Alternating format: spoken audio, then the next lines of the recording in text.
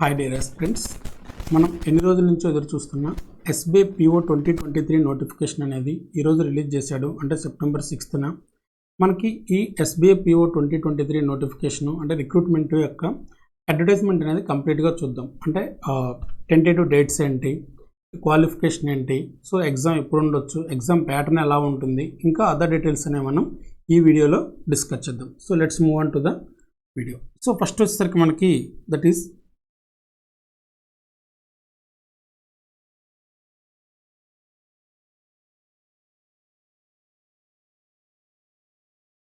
First వచ్చేసరికి మనకి tentative dates అనేది ఇచ్చాడు. సో టెంటేటివ్ షెడ్యూల్ అంటే మీనింగ్ ఏంటంటే ఈ డేట్స్ వాడు చెప్పిన విధంగా ఉండొచ్చు, ఉండకపోవచ్చు. సో మ్యాక్సిమం 90% ఇలానే ఉంటుంది. సో టెంటేటివ్ అంటే మీనింగ్ ఏంటంటే చేంజ్ అయ్యే పాసిబిలిటీ కూడా ఉండొచ్చు అని. సో ఇక్కడ మనకి అడ్వర్టైజ్మెంట్ అనేది ఎప్పుడు రిలీజ్ అయిందంటే టుడే రిలీజ్ అయింది. That is September 6th release అయింది. మనకి ఇక్కడ వచ్చేసరికి 2 డేట్స్ ఇచ్చాడు. ఈ రెండు వచ్చేసరికి online starting date and then online ending date. So tomorrow అంటే సెప్టెంబర్ 7th నుంచి ఆన్లైన్ అప్లికేషన్ అనేది స్టార్ట్ అవుతుంది. 27th సెప్టెంబర్ వరకు ఆన్లైన్ అప్లికేషన్ అనేది ఇచ్చాడు. అంటే 21 days ఇచ్చాడు. At the same time payment of application fee కూడా మనకి టుమారో 7th నుంచి 27th సెప్టెంబర్ వరకు మనకి ఫీజు కూడా సేమ్ డేట్ అనేది ఇచ్చాడు అనమాట. So next download preliminary exam call letter. So exam call letter ఎప్పుడు డౌన్లోడ్ చేసుకోవచ్చు అంటే 2nd week of October అని ఇచ్చాడు. And preliminary examination. So first వచ్చేసరికి ప్రిలిమినరీ ఎగ్జామ్ ఉంటుంది. ఆ ఎగ్జామ్ వచ్చేసరికి మనకి నవంబర్ 2023 అని ఇచ్చాడు. సో మ్యాక్సిమం వచ్చేసరికి నవంబర్ 1st weekలోనే రిలీజ్ చేస్తాడు. 1st week లేదు అంటే 2nd week. So November 1st week కానీ 2nd week కానీ ఎగ్జామ్ అయితే కంపల్సరీగా ఉంటుంది. సో దానికి రిజల్ట్స్ ఎప్పుడు వస్తాయంటే మనకి నవంబర్ ఆర్ డిసెంబర్లో రిలీజ్ చేస్తాడు. మెయిన్స్ కాల్ లెటర్ వచ్చేసరికి నవంబర్ ఆర్ డిసెంబర్లో ఇస్తాడు. మెయిన్స్ ఎగ్జామ్ వచ్చేసరికి డిసెంబర్ ఎండింగ్ కానీ జనవరి 2024లో ఇస్తాడు. మ్యాక్సిమం వచ్చేసరికి జనవరి 2024లోనే ఉంటుంది మ్యాక్సిమం. సో లేదు అంటే డిసెంబర్ 2024లో అయినా ఇచ్చే ఛాన్సెస్ ఉండొచ్చు. ఓకేనా. సో ఇది వచ్చేసరికి మనకి టెంటేటివ్ డేట్ షెడ్యూల్. అందుకని మెయిన్స్ ఎగ్జామ్ అయిపోయిన తర్వాత వచ్చిన రిజల్ట్ని బేస్ చేసుకొని మనకి ఇంటర్వ్యూ అనేది ఉంటుంది. సో అసలు టోటల్ కంప్లీట్ డీటెయిల్స్ ఏంటనేది మనం ఈ వీడియోలో డిస్కస్ చేద్దాం. నెక్స్ట్ వ్యాకెన్సీస్ వచ్చేసరికి కంప్లీట్గా ఒకసారి వ్యాకెన్సీస్ చూద్దాం. టోటల్ వ్యాకెన్సీస్ వచ్చేసరికి మనకి 2000 వ్యాకెన్సీస్ ఉన్నాయి టోటల్ వచ్చేసరికి. ఇందులో మనకి ఎస్సీకి వచ్చేసరికి 300 ఉన్నాయి, అంటే ఎస్టీకి 150, ఓబీసీకి 540, ఈడబ్ల్యూఎస్ 200, అండ్ జనరల్కి వచ్చేసరికి 810. అట్ ద సేమ్ టైం మనకి ఇందులో డిఫరెంట్ కేటగిరీస్ కూడా ఇచ్చాడు. ఓకే, విజువల్ ఇంపైర్డ్ అని, లేదు అంటే హ్యాండిక్యాప్డ్ పర్సన్స్ అని, లేదంటే లోయర్ డిజేబిలిటీ అని, లేదంటే లోకోమోటర్ డిజేబిలిటీ అని. ఓకే, ఇట్లా డిఫరెంట్గా ఇచ్చాడు.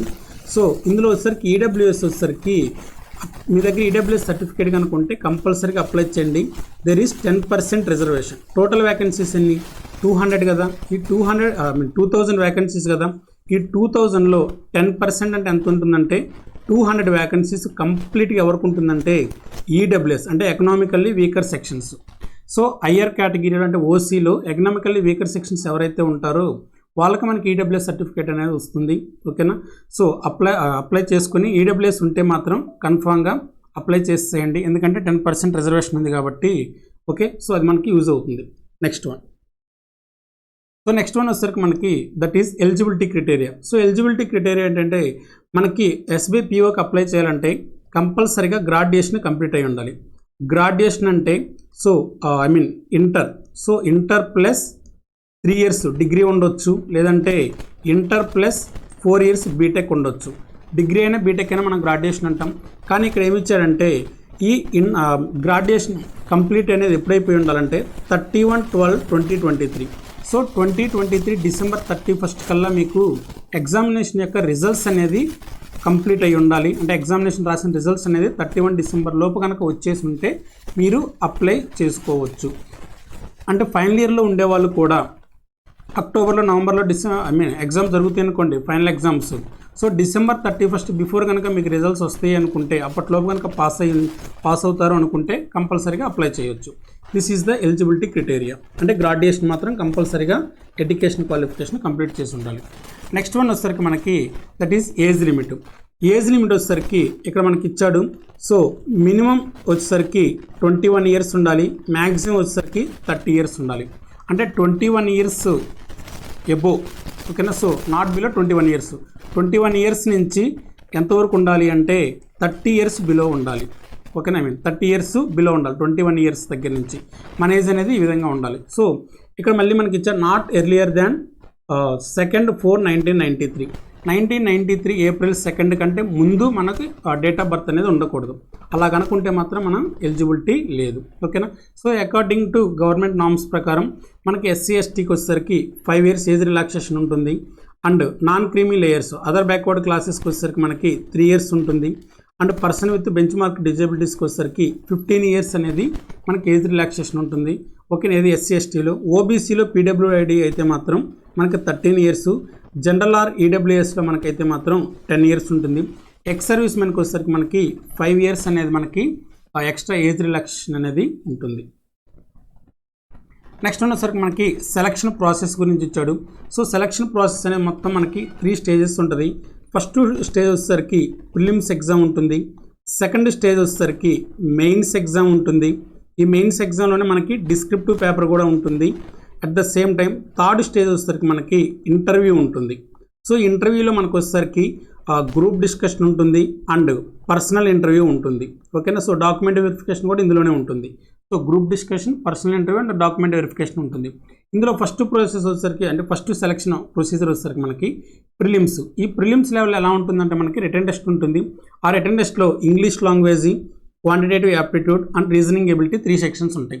సో ఇంగ్లీష్ నుంచి మనకి 30 క్వశ్చన్స్ వస్తాయి, క్వాంటిటేటివ్ యాప్టిట్యూడ్ నుంచి 35 క్వశ్చన్స్, రీజనింగ్ ఎబిలిటీ నుంచి 35 క్వశ్చన్స్, టోటల్ 100 క్వశ్చన్స్. మనకి టోటల్ మ్యాక్సిమం మార్క్స్ వచ్చేసరికి 100 క్వశ్చన్స్ కాబట్టి 100 marks. So each question carries 1 mark. But ఇక్కడ మనకి ఇండివిజువల్ సెక్షన్ టైమింగ్ అనేది ఉంటుంది. ఇది ఆల్రెడీ ఎప్పటి నుంచి ఇంప్లిమెంటేషన్లో ఉంది, ఇప్పుడు కొత్తగా ఇచ్చింది అయితే కాదు. సో మనకి రీజనింగ్ ఎబిలిటీకి కానీ, ఇంగ్లీష్ లాంగ్వేజ్కి కానీ, క్వాంటిటేటివ్ యాప్టిట్యూడ్కి కానీ ఈచ్ సెక్షన్ మనకి 20 మినిట్సే ఉంటుంది. ఒక సెక్షన్ మనం అటెంప్ట్ చేసేటప్పుడు అదర్ సెక్షన్ ఓపెన్ అవ్వదు, వేరే సెక్షన్ అటెంప్ట్ చేసేటప్పుడు ప్రీవియస్ కంప్లీట్ అయిన సెక్షన్ కూడా మనకు ఓపెన్ అవ్వదు. సో ఈ 20 మినిట్స్లో మీ టార్గెట్ అనేది ది బెస్ట్ ఇవ్వడానికి మీరు ట్రై చేయండి. అంటే ఎక్కువ నెంబర్ ఆఫ్ క్వశ్చన్స్ అటెంప్ట్ చేయడానికి ట్రై చేయండి. ఓకేనా. సో అక్కడే మనకి స్కోరింగ్ అనేది ఉంటుంది. Selection criteria for mains examination. Category wise merit list will be drawn on the basis of the aggregate marks scored in preliminary examination. So prelims ఎగ్జామ్లో వచ్చిన మార్క్స్ని బట్టి కట్ ఆఫ్ ఇస్తాడు. ఆ కట్ ఆఫ్ ఎంత ఉంటుందనేది కూడా మనం చెప్పలేం. So that is completely based on the number of candidates attempted the test and number of vacancies. దాని మీద మనకి కట్ ఆఫ్ అనేది డిసైడ్ చేయడం జరుగుతుంది. There will be no sectional cut off. ఇది మనకి కొంచెం ఇంపార్టెంట్. ఏంటంటే మనకి సెక్షనల్ కట్ ఆఫ్ అయితే లేదు. అంటే ఇంగ్లీష్లో ఇన్ని మార్క్స్ రావాలి, క్వాంటిటేటివ్ యాప్టిట్యూడ్లో ఇన్ని మార్క్స్ రావాలి, రీజనింగ్ ఎబిలిటీలో ఇన్ని మార్క్స్ రావాలనేది సెక్షన్లో అయితే లేదు. ఇక్కడ మనం అబ్జర్వ్ చేయాల్సిన పాయింట్ ఏంటంటే ఇండివిజువల్ సెక్షన్ టైమింగ్ ఇచ్చాడు కాబట్టి సెక్షన్ యొక్క కట్ ఆఫ్ అనేది ఇవ్వలేదు. సో మనకి ఇచ్చిన 20 మినిట్స్లో కంపల్సరీగా ఆ సెక్షన్ అటెంప్ట్ చేయాల్సిందే. ఏ సెక్షన్లో అయితే మనం ఫ్లూయెంట్గా ఉంటామో దాంట్లో ఎక్కువ స్కోర్ వస్తుంది. కొంచెం మోడరేట్ అంటే మీడియం కంటే బిలో మీడియంగా కనుక అటెంప్ట్ చేస్తే మాత్రం తక్కువ స్కోర్ వస్తుంది. కానీ ఇది ఓవరాల్ టైం కనుకైతే. బట్ ఇక్కడ మాత్రం కంపల్సరీగా we have to give our best. The best ఇవ్వడానికి కంపల్సరీగా ఎగ్జామ్ పాయింట్ ఆఫ్ వ్యూలో ట్రై చేయాల్సిందే. ఎందుకంటే కాంపిటీషన్ ఈజ్ హెవీ కాంపిటీషన్ ఉంటుంది. అందరికంటే మనం ముందు రేసులో ఉండాలి అంటే కంపల్సరీగా అటెంప్ట్స్ అనేది ఎక్కువ నెంబర్ ఆఫ్ అటెంప్ట్స్ ఇవ్వాలి. యాక్యురేట్ అనేది డెఫినెట్గా ఇంపార్టెంట్. యాక్యురసీ లేకుండా కనుక మనం పెట్టిన క్వశ్చన్స్ కనుక మిస్టేక్ అయినాయి అనుకోండి, there is also negative marking. ఓకేనా. అండ్ దెన్ ఇక్కడ మనకి candidates numbering 10 times the number of vacancies in each category will be short listed for the mains examination. ఇప్పుడు మనకి టోటల్ వ్యాకెన్సీస్ ఎన్ని ఉన్నాయి? 2000 కదా. సో ఒక్కొక్క వ్యాకెన్సీస్కి ఎంతమందిని తీసుకుంటారంటే 10 మెంబర్స్. అంటే 2000 into 10 అంటే టోటల్ వచ్చేసరికి 20,000 మెంబర్స్ని మెయిన్స్ ఎగ్జామ్కి సెలెక్ట్ చేస్తారు. 20,000 మెంబర్స్ని మెయిన్స్ ఎగ్జామ్కి సెలెక్ట్ చేస్తారు. ఓకే. నెక్స్ట్ వన్ వచ్చేసరికి మనకి phase 2 వచ్చేసరికి మెయిన్స్ ఎగ్జామినేషన్. ఈ మెయిన్స్ ఎగ్జామినేషన్ వచ్చేసరికి మనకి టోటల్ 200 మార్క్స్కి ఏమో ఆబ్జెక్టివ్ టైప్ ఉంటుంది.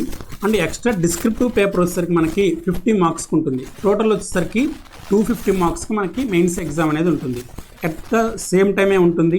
ఓకే. సో ఇక్కడ మనకి ఈ 4 వచ్చేసరికి అంటే ఫస్ట్ మనకి reasoning and computer aptitude, data analysis and interpretation, general economy and banking awareness, English language.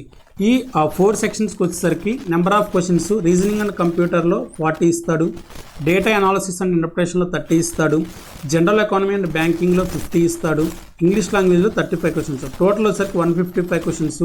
మనకి మ్యాక్సిమం మార్క్స్ కూడా ఇచ్చాడు. అంటే డిఫరెంట్గా మార్క్స్ ఉంటుంది. కొన్ని క్వశ్చన్స్కి ఎక్కువ ఉండొచ్చు, కొన్ని క్వశ్చన్స్కి తక్కువ ఉండొచ్చు. టోటల్ వచ్చేసరికి 200 మార్క్స్. మన ఈ ఎగ్జామ్ అటెంప్ట్ చేయడానికి మన టోటల్ టైం వచ్చేసరికి 3 అవర్స్ ఇచ్చాడు. అంటే ఇండివిజువల్ సెక్షన్ టైమింగ్ కూడా ఉంది. అంటే రీజనింగ్కి 50 మినిట్స్, డేటా అనాలిసిస్ అండ్ ఇంటర్ప్రిటేషన్కి డిఐకి 45 మినిట్స్, జనరల్ అవేర్నెస్కి 45 మినిట్స్, ఇంగ్లీష్ లాంగ్వేజ్కి 40 మినిట్స్. ఓకేనా. సో ఇక్కడ మనకి సెక్షన్ టైమింగ్ ఇచ్చాడు కాబట్టి సెక్షన్ కట్ ఆఫ్ అనేది ఉండదు. ఇది కంప్లీట్ అయిపోయిన తర్వాత ఇమీడియట్గా మీకు ఏమవుతుందంటే డిస్క్రిప్టివ్ పేపర్ అనేది ఓపెన్ అవుతుంది. ఈ డిస్క్రిప్టివ్ పేపర్లో ఒక లెటర్ రైటింగ్ ఉంటుంది, ఒక ఎస్ఐ రైటింగ్ ఉంటుంది. లెటర్ రైటింగ్ అంటే ఎలా ఉంటుందంటే, write a letter to your municipal officer, లేదంటే మీ ఏరియాలో ఉన్న మున్సిపల్ ఆఫీసర్కి ఒక లెటర్ రాయండి. That is based on the your area. మీ ఏరియాలో ఉన్న క్లీన్లీనెస్ గురించి, లేదంటే డర్టీగా ఉంటే డర్టీ గురించి. సో మున్సిపల్ ఆఫీసర్కి ఆ లెటర్ రాయండి. లేదంటే బ్యాంక్ మేనేజర్కి మీ అకౌంట్లో ఏదైనా మనీ కనుక డిడక్ట్ అయితే వితౌట్ యువర్ పర్మిషన్ లెటర్ రాయండి, ఇలా ఇస్తాడు. ఓకేనా. సో ఎస్ఐ రైటింగ్ వచ్చేసరికి ఏంటంటే ఏదో ఒక మనకి ప్రిసైజ్ రైటింగ్ ఉంటుంది. ఎస్ఐ రైటింగ్ అంటే మనం లోయర్ స్టాండర్డ్లో డిస్కస్ చేస్తుంటాం. ఇప్పుడు ప్రజెంట్ వచ్చేసరికి ఇండియన్ ఎడ్యుకేషన్ సిస్టమ్ కానీ, ఓకేనా, దీని మీద ఎస్ఐ రైటింగ్ రాయాలి. లేదు అంటే కరోనా వైరస్ అనేది ఇండియాని ఏ విధంగా ఇంపాక్ట్ చేసింది, ఓకేనా. సో ఈ విధంగా ఏదో ఒకటి ఎస్ఐ రైటింగ్ అయితే కంపల్సరీగా అడుగుతాడు. ఓకేనా. దీనికి వచ్చేసరికి మనకి లెటర్ రైటింగ్ ఒకటి, ఎస్ఐ రైటింగ్ ఒకటి. టోటల్ 2 క్వశ్చన్స్ ఉంటాయి. 2 క్వశ్చన్స్కి 50 మార్క్స్ ఉంటుంది. టైం ఎంత అంటే 30 మినిట్స్. ఓకేనా. సో టోటల్ ఈ యొక్క 200, ఈ యొక్క 50, టోటల్ వచ్చేసరికి 250 మార్క్స్కి మనకి ఎగ్జామ్ అనేది జరుగుతుంది. ఓకే. నెక్స్ట్ వచ్చేసరికి ఇక్కడ పెనాల్టీ ఆఫ్ రాంగ్ ఆన్సర్స్ అని ఇచ్చాడు. అంటే మనం ఇప్పుడు కనుక మనం టోటల్ వచ్చేసరికి 40 క్వశ్చన్స్ ఉన్నాయనుకోండి. 40 క్వశ్చన్స్లో 20 క్వశ్చన్స్ వచ్చేసరికి కరెక్ట్ అటెంప్ట్ చేసాం, 20 క్వశ్చన్స్ వచ్చేసరికి రాంగ్గా అటెంప్ట్ చేసాం. అంటే మనం అటెంప్ట్ చేసిన ఆన్సర్ అనేది రాంగ్ అయింది.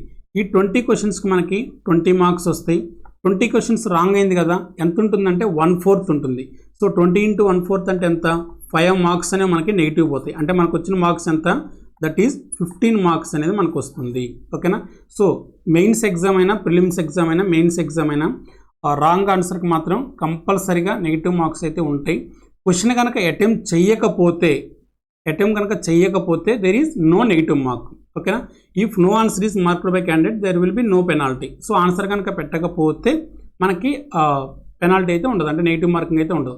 ఆన్సర్ పెట్టి రాంగ్ అయితే మనకి నెగిటివ్ మార్కింగ్ అనేది 1/4 ఉంటుంది. అంటే కరెక్ట్ అయితే 1 మార్కు, రాంగ్ అయితే 0.25 మార్క్స్ నెగిటివ్ పోతాయి. Next, selection marks will not B maintained for both preliminary and mains examination. Okay, sectional marks. Sectional marks వచ్చేసరికి మనకి ప్రిలిమ్స్ ఎగ్జామ్స్లో లేవు, మెయిన్స్ ఎగ్జామ్లో కూడా సెక్షనల్ కట్ ఆఫ్ అయితే లేదు. Okay. Next, selection criteria for phase 3. Phase 3లో మనకి ఏముంటుంది, సైకోమెట్రిక్ టెస్ట్ ఉంటుంది, at the same time interview ఉంటుంది. ఇది కంప్లీట్గా దేని బేస్ మీద తీసుకుంటాడంటే ఓన్లీ మెయిన్స్ ఎగ్జామ్ బేస్ మీద తీసుకుంటాడు. అంటే ప్రిలిమ్స్ ఎగ్జామ్ వచ్చేసరికి నీకు స్కోర్ ఎంత వచ్చిందో అనవసరం, వాళ్ళు పెట్టిన కట్ ఆఫ్కి రీచ్ అయితే యూ క్వాలిఫైడ్, మీరేమవుతారంటే క్వాలిఫై అయినట్లే. మెయిన్స్ ఎగ్జామ్లో మాత్రం కంపల్సరీగా ఈ స్కోర్ అనేది క్యారీ చేస్తారు. స్కోర్ అనేది మనకి ఇంపార్టెంట్. ఈ మెయిన్స్ ఎగ్జామ్లో స్కోర్ అనేది మనకి ఇంటర్వ్యూ కంప్లీట్ అయిపోయిన తర్వాత టోటల్ అగ్రిగేట్ స్కోర్ ఉంటుంది, దాంట్లో యూజ్ అవుతుంది. Okay. So candidates numbering up to 3 times of the category wise vacancies. అంటే ఇప్పుడు మనకి 2000 వ్యాకెన్సీస్ ఉన్నాయి కదా, ప్రిలిమ్స్ ఎగ్జామ్లో వచ్చేసరికి 10 times ఇస్తారు, అంటే 20,000 మెంబర్స్ని ఇస్తారు. మెయిన్స్ ఎగ్జామ్లో వచ్చేసరికి ఒక పోస్ట్కి 3 మెంబర్స్ని ఇస్తాడు. అంటే 2000 × 3 అంటే ఎంతంటే 6000 మెంబర్స్ని మనల్ని సెలెక్ట్ చేస్తాడు. అంటే రిమైనింగ్ 14,000 మెంబర్స్ అనేవాళ్ళు ఏమయ్యారంటే ఎలిమినేట్ అయిపోయారు. ఓకేనా. సో ఫేజ్ 3కి ఆ విధంగా సెలక్షన్ అనేది తీస్తాడు. నెక్స్ట్ వన్ వచ్చేసరికి మనకి ఫేజ్ 3. ఈ ఫేజ్ 3లో మనకి ఏముంటుందంటే సైకోమెట్రిక్ టెస్ట్ ఉంటుంది, అంటే group exercise and interview. Group exercise అంటే మీనింగ్ ఏంటంటే గ్రూప్ డిస్కషన్ అని. అంటే ఒక 10 మెంబర్స్ని లేదంటే ఒక 7 మెంబర్స్ని కూర్చోబెట్టి ఒక టాపిక్ ఇస్తారు. ఆ టాపిక్ గురించి ఎవరైతే మనకి కరెక్ట్గా ఇంటర్వ్యూవర్కి కరెక్ట్ పాయింట్స్ కనుక రైట్ చేస్తారో వాళ్ళు ఏంటంటే గ్రూప్ డిస్కషన్ లేదంటే గ్రూప్ ఎక్సర్సైజ్లో సెలెక్ట్ అవుతారు. తర్వాత మనకి ఇంటర్వ్యూ అనేది ఉంటుంది. ఓకేనా. సో ఇక్కడ సైకోమెట్రిక్ టెస్ట్ అంటే ఏంటంటే పర్సనాలిటీ ప్రొఫైలింగ్. ఓకేనా. సో పర్సనాలిటీ ప్రొఫైలింగ్ అంటే మీనింగ్ ఏంటంటే ఇప్పుడు సెలెక్ట్ అయిన క్యాండిడేట్స్ ఉంటారు కదా, వాళ్ళు పర్సనాలిటీ టెస్ట్ అనేది చేస్తారనమాట. ఓకేనా. సో దాని తర్వాత మనకు ఒకసారి గ్రూప్ ఎక్సర్సైజ్ ఉంటుంది అండ్ దెన్ ఇంటర్వ్యూ ఉంటుంది. ఓకే. సో మనకి సైకోమెట్రిక్ టెస్ట్కి అయితే మార్క్స్ అయితే ఏమి ఉండవు. ఓకేనా. అది కనుక చేసిన తర్వాత మాత్రమే you will be enter into the group exercise. Group ఎక్సర్సైజ్కి మనకి 20 మార్క్స్ ఉంటాయి, ఇంటర్వ్యూకి 30 మార్క్స్ ఉంటాయి, టోటల్ కలిపి 50 మార్క్స్ ఉంటాయి. సో మనకు అక్కడ మెయిన్స్ ఎగ్జామ్ ఎన్ని మార్క్స్కి ఉంది, 250 మార్క్స్కి ఉంది, ప్లస్ ఇక్కడ ఇంటర్వ్యూ ఎన్ని మార్క్స్కి ఉంది, 50 మార్క్స్కి ఉంది, టోటల్ కలిపి 300 మార్క్స్కి. సో ఈ 300 మార్క్స్లో కూడా మళ్ళీ కేటగిరైజేషన్ చేస్తాడు. అంటే టోటల్ 300 కన్సిడర్ చేయకుండా దాన్ని 100కి కంప్రెస్ చేస్తారు. ఎలా చేస్తారనేది చూడండి. ఇక్కడ యాక్చువల్గా మనకి మెయిన్స్ ఎగ్జామ్ ఎంత స్కోరు 250 కదా. సో ఓకేనా. సో గ్రూప్ ఎక్సర్సైజు 50 అంటే ఇంటర్వ్యూ టోటల్ కలిపి 300కి. ఈ 250 మార్క్స్కి వచ్చేసరికి నార్మలైజేషన్ ఓన్లీ 75 మార్క్స్కే చేస్తాడు. ఓకేనా. ఈ 50 మార్క్స్ వచ్చేసరికి 25 మార్క్స్కే చేస్తాడు. అంటే ఇక్కడ 50 మార్క్స్ వచ్చినాయి అనుకో, ఇక్కడ మీకు 25 వస్తాయి. అదే ఇక్కడ 40 మార్క్స్ కనుక మీకు వచ్చినాయి అనుకోండి, ఇక్కడ 20 మార్క్స్ వస్తాయి. ఓకేనా. టోటల్ కలిపి మనకి 300 కదా 100 మార్క్స్కి అనేది మనకి టోటల్ అనేది కన్సిడర్ చేస్తారు. ఈ 100 మార్క్స్లో ఎవరైతే టాప్ 2000లో ఉంటారో they will get the job. ఓకేనా. సో మన టార్గెట్ అనేది కంపల్సరీగా ఈ 2000 మెంబర్స్లో ఉండి తీరాల్సిందే. మనకు కావాల్సింది ఒక జాబు. అన్ని జాబ్స్ మనకొద్దు, మనకు కావాల్సింది ఒక జాబు. ఆ ఒక్క జాబు, ఆ ఒక్క పొజిషన్ చైర్లో మీరు కూర్చున్నట్టు ఊహించుకోండి. దానికి తగిన ప్రిపరేషన్ అనేది మీరు ఫ్రమ్ టుడే నవ్ ఆన్వర్డ్స్, ఈ రోజు నుంచి మీరు ప్రిపరేషన్ అనేది స్టార్ట్ చేయండి. So there is nearly 2 months for the preliminary examination. September కదా, so October November first week అంటే 2 months టైం ఉంది, అంటే 60 days టైం ఉంది. ఈ 60 days టైంలో కంపల్సరీగా ప్రతి ఒక్క టాపిక్ రివైజ్ చేయండి. సో రివైజ్ చేయండి. At the same time mock test attempt చేసి కంపల్సరీగా మాక్ టెస్ట్ అనేది ప్రాక్టీస్ చేయండి. పేపర్స్ ఎగ్జామ్స్ అటెంప్ట్ చేయగానే ఉండదు మనకి. ఆ అటెంప్ట్ చేసిన పేపర్లో ఏమేమి కరెక్ట్ అయినాయి, ఏమేమి రాంగ్ అయిన వాటిని మళ్ళీ మనం ప్రాక్టీస్ చేయటం. ఒక్కొక్క మాక్ టెస్ట్ పేపర్ని నియర్లీ 3 to 4 times ప్రాక్టీస్ చేయండి. అప్పుడే మనకి ఏంటంటే సబ్జెక్ట్ అనేది మన గ్రిప్లో ఉంటుంది. ఫాస్ట్ క్యాలిక్యులేషన్ కూడా ఈజీగా చేయగలుగుతాం.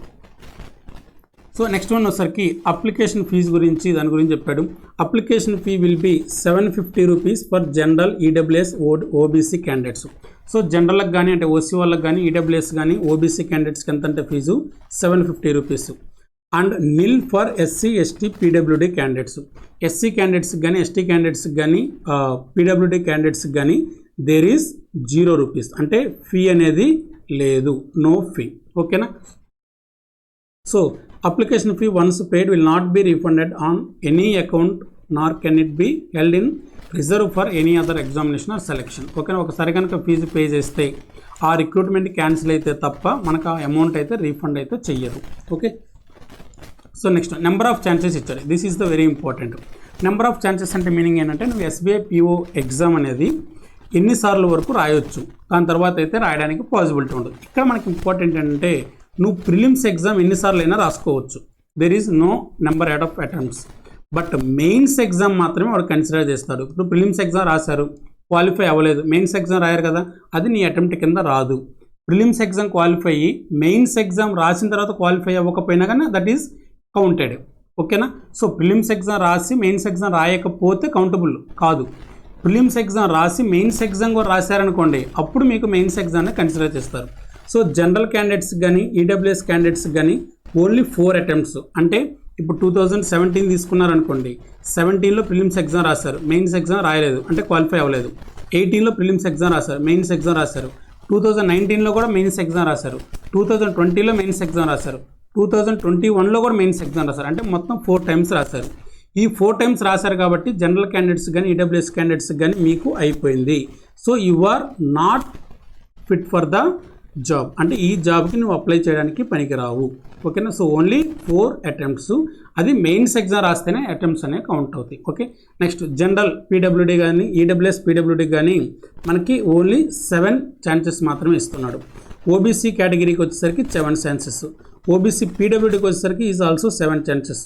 ఎస్సీ ఎస్టీకి ఎస్సీలో పీడబ్ల్యూడీ క్యాండిడేట్స్కి కానీ ఎస్టీ క్యాండిడేట్స్ ఎస్టీలో పీడబ్ల్యూడీ క్యాండిడేట్స్కి కానీ నో రిస్ట్రిక్షన్, అంటే వీళ్ళు ఎన్నిసార్లు అయినా రాసుకోవచ్చు. వాళ్ళ ఏజ్ ఉన్నంత వరకు, వాళ్ళకి ఏజ్ క్వాలిఫికేషన్ ఉన్నంత వరకు ఎనీ టైమ్స్ అయినా రాసుకోవచ్చు. సో దిస్ ఈజ్ ద చాలా చాలా ఇంపార్టెంట్ ఇది మనకి.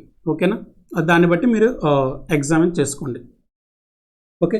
సో నెక్స్ట్ వన్ వచ్చేసరికి మనకి guidelines for filling online application. Online application fill చేసేటప్పుడు మీరు జాగ్రత్తగా ఎర్రర్ ఫ్రీగా చేయండి, అంటే ఎర్రర్స్ ఏమీ ఉండకూడదు. ఎంటర్ చేసేటప్పుడు ఆన్లైన్ అప్లికేషను సర్టిఫికేట్స్ మీ దగ్గర పెట్టుకోండి.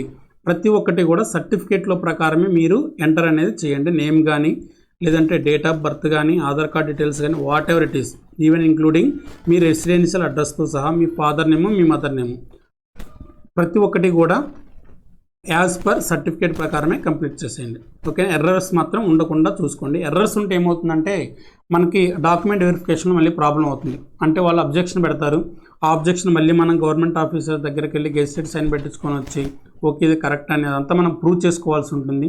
ఆ ప్రూవ్ చేసుకునే టైం కూడా కొంతమంది మనకి ఇవ్వరు. ప్రూవ్ చేసుకునే టైం కూడా కొంతమంది మనకి ఇవ్వరు అనమాట. కొన్నిసార్లు ఆ టైం కూడా అంటే ఆ పాసిబిలిటీ కూడా దొరకదు, ఆ ఛాన్సెస్ కూడా. అందుకే ఆన్లైన్ అప్లికేషన్ ఎంటర్ చేసేటప్పుడు ఎర్రర్స్ లేకుండా ఎంటర్ చేయండి.